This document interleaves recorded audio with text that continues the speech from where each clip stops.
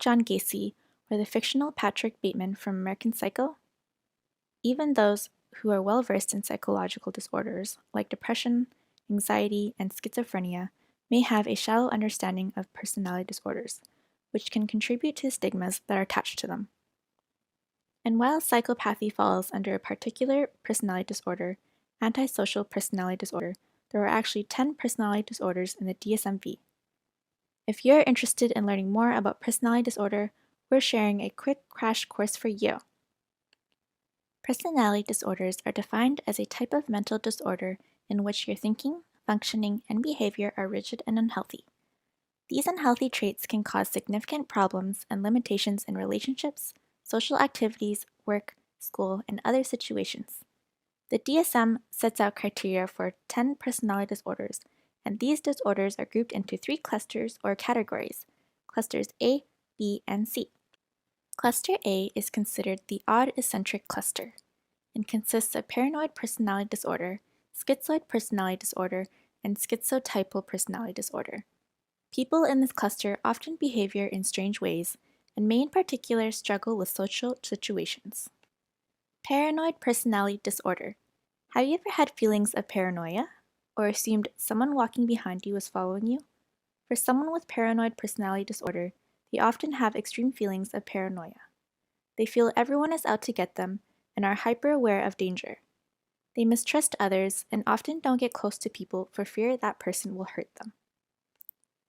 Schizoid personality disorder. Do you know someone who is a bit of a loner or who seems detached from others? People with schizoid personality disorder take the idea of being a loner to the extreme. It is characterized by social detachment and restricted emotions. They prefer solitude to others' company, but they tend to miss social cues and come across as cold or aloof. Schizotypal personality disorder. This one is similar to schizoid with one key difference. Do you know someone who believes in odd things? Fairies, magic, things that are otherwise considered strange?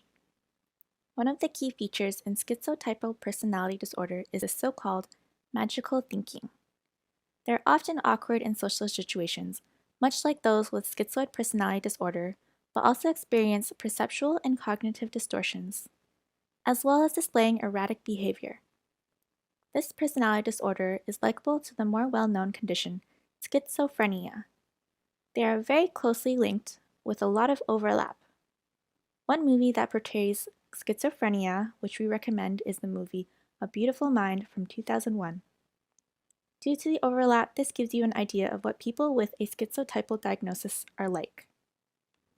Cluster B is considered the dramatic cluster and consists of borderline personality disorder, histrionic personality disorder, narcissistic personality disorder, and antisocial personality disorder. People in this cluster often behave in dramatic ways, which can lead them to struggle to maintain stable relationships. Borderline personality disorder. Do you have a friend who seems to switch opinions on people very quickly or experiences mood swings and instability? These are key features of the next personality disorder, which seems to be the most common. People with borderline have a big problem with instability, both in moods and in their sense of self. They may also tend to engage in risky, impulsive behaviors like drugs and self-harm.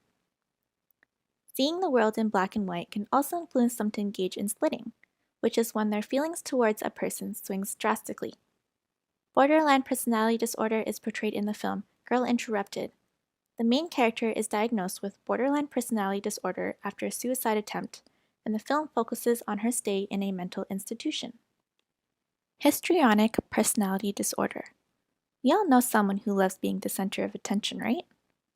And thrives in the spotlight? People with histrionic disorder take this to the extreme. They tend to excessively show their emotions and are very uncomfortable when they are not the center of attention. They also tend to be easily influenced by others' opinions. People who love to be the center of attention at parties, in class, or other situations could be suffering from this disorder. Are you enjoying this video? We run a quarterly magazine which is currently running a mini-series on personality disorders. To find out more, check out the Patreon, www.patreon.com/psych2go magazine, and our store, www.site2go.shop. Narcissistic personality disorder. This is a term we've all heard. People talk about having met narcissists in their lives very often, but what does it mean to truly have narcissistic personality disorder? Narcissistic personality disorder sufferers have an inflated ego. They feel they are somehow special and unique. They also tend to be preoccupied by fantasies of power and have a powerful sense of entitlement. They are devastated by normal human limitations, and their self-worth can rapidly fall if they encounter these limitations. There are a few characters with a diagnosis of this in film, but there are many characters who could fit the bill. For example, Miranda Priestly in The Devil Wears Prada or Aldous Snow in Forgetting Sarah Marshall have been suggested by some to have NPD. You also find articles on NPD, often portraying narcissists as abusers. It's important to remember not all people with NPD are abusive, and not all abusers have NPD. You know, in basketball, they teach you how to pivot. I mean, could you imagine standing in one spot and expecting to win the game? Well, with all the shifts going on in the world right now, are you pivoting? Are you pivoting your mindset? Are you pivoting the skills you have? Antisocial personality disorder. This is another personality disorder people have often heard about. You might have heard it by the names psychopathy and sociopathy. The main issue in antisocial personality disorder is an utter lack of empathy. They tend to disregard others' feelings and can often engage in criminality. They also tend to be impulsive and typically don't feel remorse for their actions. As previously mentioned, serial killers such as John Gacy or fictional killers such as Patrick Bateman are examples of people with antisocial personality disorder. However, not all people with antisocial personality disorder go on to become killers or even break the law. Cluster C is considered the anxious cluster and consists of avoidant personality disorder, dependent personality disorder, and obsessive-compulsive personality disorder. People in this cluster often behave in very anxious ways, impacting on their lives greatly. Avoidant personality disorder. Do you know someone who seems to completely avoid others, or who's sensitive to criticism and feels rejected often? These are some of the key characteristics of avoidant personality disorder. The individual may be extremely sensitive to criticism and have chronic fear of rejection. Due to this, they tend to completely avoid social situations and social relationships. Like with schizoid personality disorder, they often come across as a loner, but unlike schizoid personality disorder, they have no desire to make friends. They have a chronically low self-esteem and don't feel good enough. They may be a student in your class who never seems to contribute, or a coworker who takes every bit of criticism to heart. Dependent personality disorder. Do you know someone who seems to depend on others? Who needs a lot of attention and care from people? As the name suggests, people with dependent personality disorder have a strong need to be taken care of. They often come across as very clingy, and they intensely fear losing the relationships in their lives. You might have heard people say they have codependent relationships. This very well could fall under dependent personality disorder. Obsessive-compulsive personality disorder. We all know a perfectionist who likes to get their own way. Obsessive-compulsive personality disorder is like this, but to the extreme.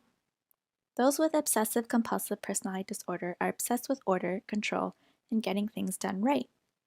They are extreme perfectionists and struggle to work with others as they think everything should be done their way. They also tend to be tight with money, worrying about future events. Note, this is different to obsessive-compulsive disorder, which is an anxiety